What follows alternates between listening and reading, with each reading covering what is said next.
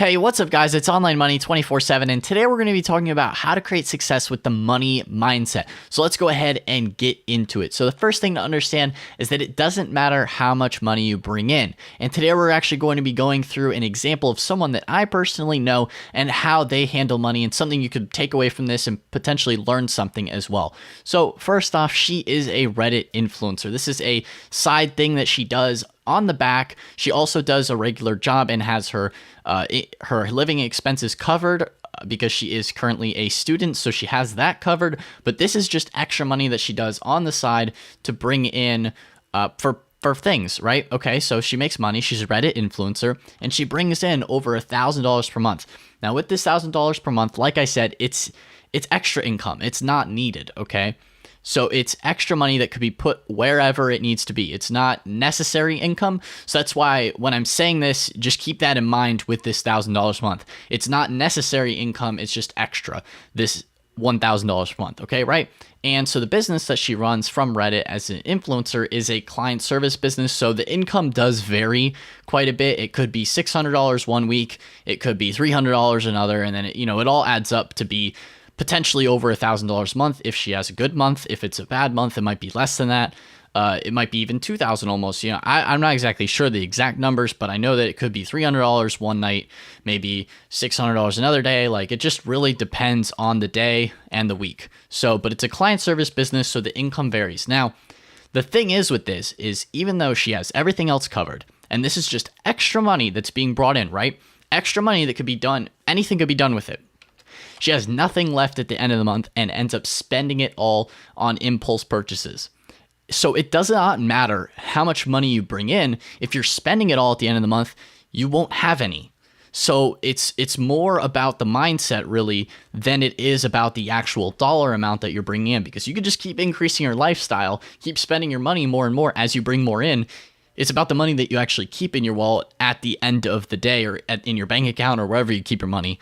It's about how much you actually keep at the end of the month versus how much you're spending. So even if you bring in a ton of money, like in this example, if you're spending it all, you don't have any money, you're still broke. So let's go ahead and get into the specifics on how to actually understand handling money. So you must understand how to actually handle money. This is very, very important. So getting into this here with the dollar bills, it's all about psychology. So like I said before in the previous slide, it's all about the psychology. When you're bringing that money in, what are you going to end up doing with it? Okay, how are you going to think about and process how you're going to allocate that money?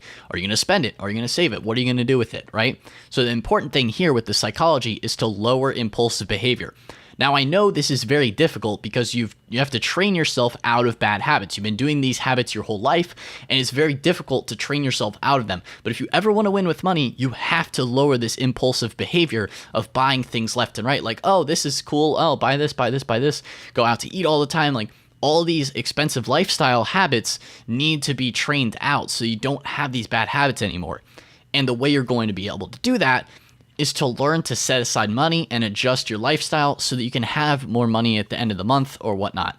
So the way to actually do this is to set goals and adhere to them. Now, this is much, much easier said than done. Obviously, you can say all the goals you want to do, but if you don't actually have a smart plan, you're not going to actually achieve them. So you need to set out a written plan, figure out how you're going to achieve this. Maybe the first month you set aside $5, then $10, then $20. Like, you ramp yourself up. You don't just start with like, oh, I'm going to save everything, because then you're just going to probably default back to what you were doing before. You have to take it step by step, maybe do a little bit at first, do a little bit more the next time. And if you're really committing to this, you could start bigger. But, for a lot of people, if they start small and they learn how to do it gradually, they'll be a lot more successful in the end of the day. So that is really how you understand how to actually handle this. You have to lower that impulsive behavior, set aside that money, and then set those goals, because you have to train yourself psychologically to not go and spend all the money that you have because you're like, oh, I can buy this now. Woo, I got the money.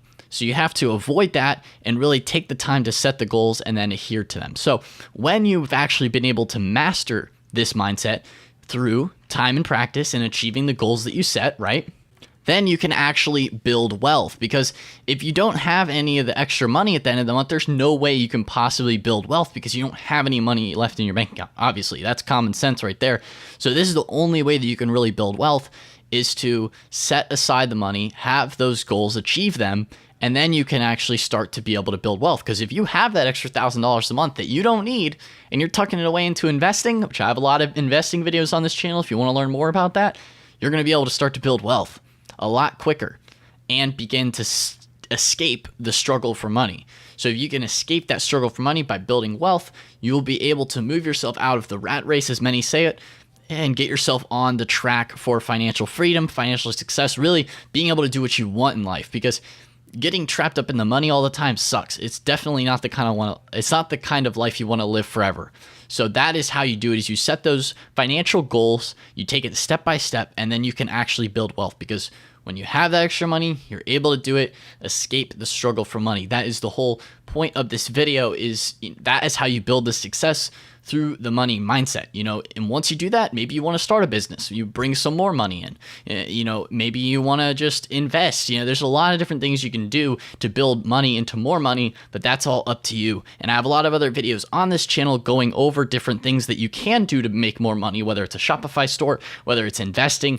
All those kind of things are on this channel. So guys, if you have not subscribed yet, hit that dang subscribe button, hit the notification bell as well so you get notified for future videos, uploads, and all that good stuff. Leave a like, leave a comment down below if you have any questions, comments, concerns. But anyway, guys, that's all for today's video. So I will see you in the next one. Peace out.